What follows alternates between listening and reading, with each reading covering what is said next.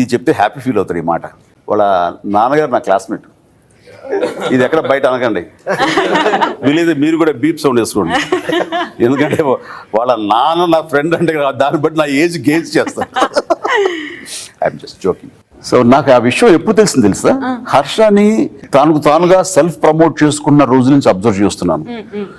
తను చాలా ఫన్నీగా అపిరెన్స్ ఉంటుంది, కామికల్ వేలో కామెడీగా, అలాగే తను మాట్లాడే విధానంగా ఉంటుంది. నేను సినిమాలో చూసింది కాదు, సోషల్ మీడియాలో చూసింది, కొన్ని మీమ్స్లో తను బాగా వాడుకుంటా చూసింది.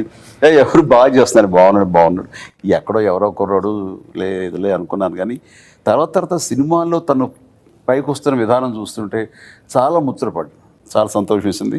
అండ్ వీళ్ళందరూ ఇంత టాలెంటెడ్ ఉండి ఈ సోషల్ మీడియా లేకపోతే వీళ్ళందరూ అలాగే అణగారిపోయేవాళ్ళు కదా, అలాగే బూడ్లో ఉండిపోయేవాళ్ళు కదా, ఇక్కడ దాకా వచ్చేవాళ్ళు కాదు కదా.